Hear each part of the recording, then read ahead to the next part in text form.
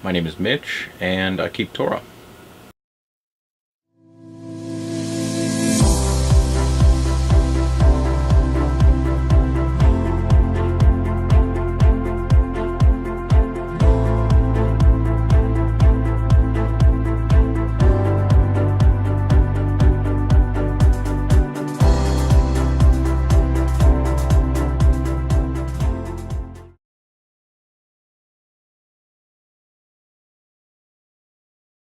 Well, nobody comes in all at once, a little at a time over the last 11 or 12 years.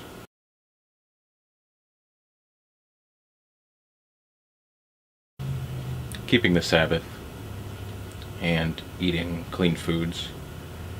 I was Seventh Adventist for a while with my parents, so we came into those two truths, all three of us, together, the Sabbath and abstaining from unclean food. We tried to quit smoking about that time too, but we weren't ready for that yet.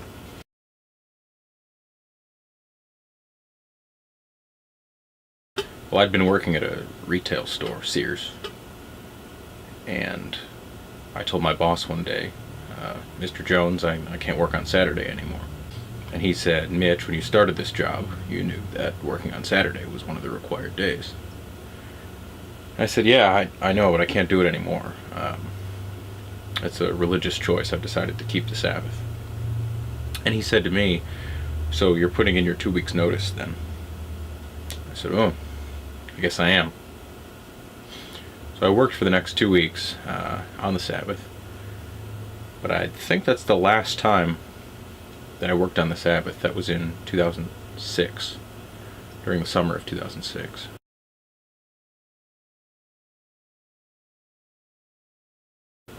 I live in a very small town, and it's kind of hard to find work here. So after I left Sears, I tried to look for another job. I couldn't find one. So I went to visit a friend in Ohio, and I thought that I would find work there. But Ohio didn't fit.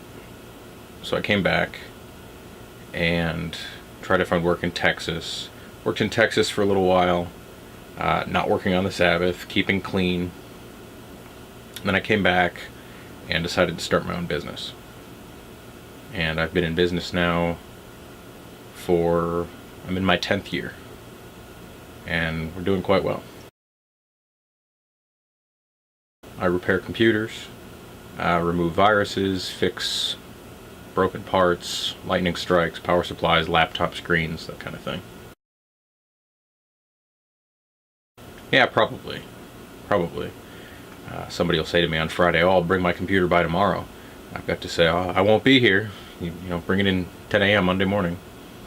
But they do. They bring it in. So I don't know. Maybe I miss some of the impulse shopping that goes on, downtown on a Saturday. But I've got my loyal customers, and most of them know that I'm closed Saturday and Sunday. And people know that, so they wait till Monday. I don't think that I'm missing out on anything in the long run, blessed as I am for keeping the Sabbath. We do excellent business Monday through Friday, so I don't think being closed on Saturday has much effect. The Shemitah year, we're almost halfway through it. Next week will be the halfway mark.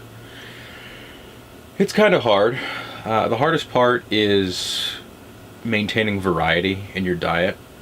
We decided last year that we were going to keep Shemitah, and we looked very forward to it. We saved as much food as we could in the 6th year for the 7th, and we tried to plan for everything that we would want to eat.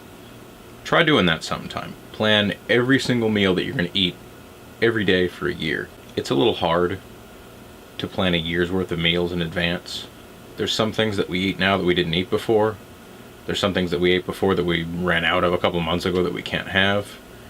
But we're taking inventory every couple months to make sure that we have enough, and if anything needs to be rationed, we're rationing it.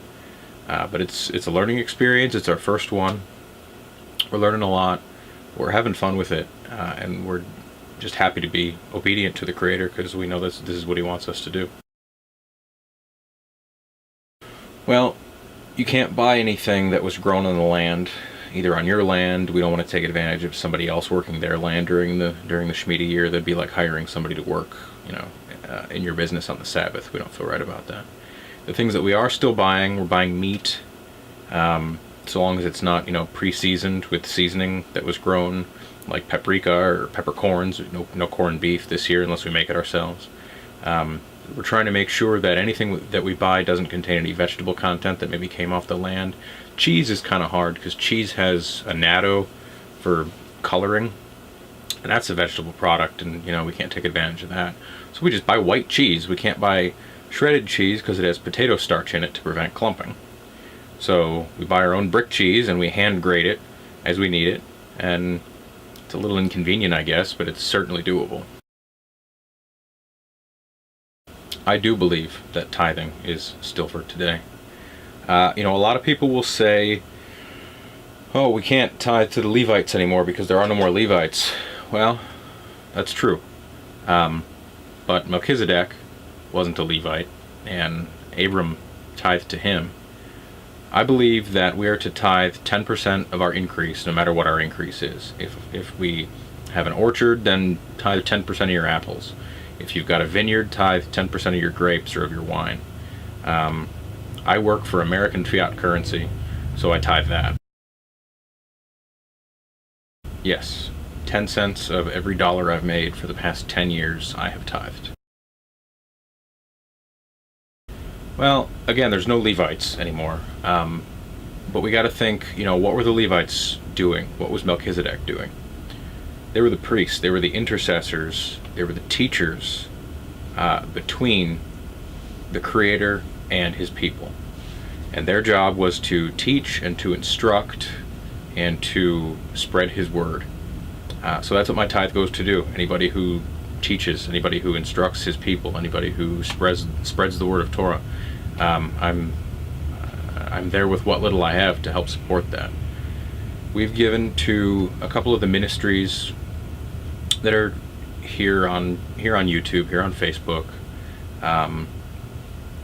that are trying to deliver nothing but the word, not their own traditions, not the traditions of Christianity, not the traditions of Judaism, but trying to teach directly from Torah. We've given to them. We've bought some of their DVD teachings. We've bought some of their books. A lot of what I do with tithe is I really like the scriptures version of the Bible, so I'll buy a copy of that and give it to somebody who I think, maybe they're spinning their wheels because they're still in the King James. So I'll do that, or I'll get, I bought a couple of shofars for people who said that they wanted one. I wish I could buy one for everybody. We don't quite have the resources for that, but when we see a need in His Word, we try to fill it. We've got some books here at Beit Tefillah Publishing. Scott, my dad, he wrote some books, and my first book, the Moedim of Leviticus 23, is all about the Moedim, all about all the verses that say anything about any of the feast days, and the Shemitah and the Jubilee are included there in the book. And it gives kind of a very in-depth study of each of the feast days. I'll buy a case of my books, I'll buy a case of my dad's books, and kind of hand them out to people that I feel could benefit from them. My book is available on Amazon in paperback and in Kindle formats. But I ask that I want for people to read it, but I'm not trying to make money from it. I priced it as low as they would let me price it. We don't want to make money from our books. We want to spread the word with our books. So come see me. If you're near enough to come see me. I'll give you a book. If you want one in paperback, I'll send you a book. Contact us here on YouTube or on our Facebook page, Beit Tefillah Publishing, and I'll send you a book. I'll use Tithe and I'll send you a paperback copy of my book. Or you can get a Kindle. They're available on Amazon, but there's no reason you should have to buy it. The books are also, all of our books are available for free on our website, beittefillahproductions.org. You can just click on it and download it in PDF. That's free. It is my first book. I'm working on a few other things. I've got 2 or 3 other books that I've started, but I'm not sure which one I'm passionate enough about to finish first.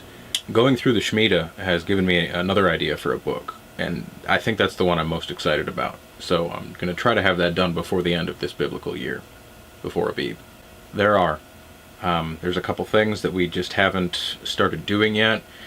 Probably the biggest one is where it talks about the uncleanness of a woman during her time of the month. My wife and I are still trying to work that out. We're trying to find a way that that's possible for us. My wife and I are affectionate people, and it's hard to remember that I'm about to become unclean if I accidentally hold her hand or kiss her on the forehead.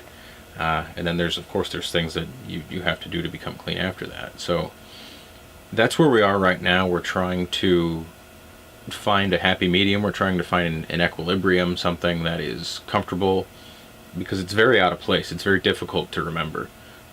It's not difficult to remember to not have a piece of bacon, but it is difficult to remember not to touch your wife for a week every month, or you become unclean. So we're struggling with that a little bit. Sleeping in different beds, washing before sunset if I accidentally sit where she sat, washing my clothes. It's tough. We're having kind of a hard time with that. I'm glad that we have this time to learn before it's really important that we become clean, before there's a temple, before we're in his presence. Yes. Question absolutely everything. Not just what you did believe, not just the religion that you came out of, whether it be Christianity or Judaism, but question the things that you're learning now. Because it's very possible that the teacher that you're learning from now has a particular bent towards Judaism or a particular bent towards Christianity. And it's important that you don't come out of one ditch, cross over the narrow path, and land in the other ditch. That's common. It's very common for people to do that. So it's important to unlearn the things that you used to believe, but be very discriminating in the things that you're learning now. The truth is following Torah, not the traditions of men. So you've got to be very careful to audit all of the new truths that come to your ears to make sure that you're actually following Torah, and not following the traditions of men. And if you look in the Bible, compare everything against the Bible, and if you look there and you're not seeing what this new teacher is teaching, if you're not seeing truth in those things, then toss it. Don't believe it. If it's not in the Word, don't believe it. That's my advice.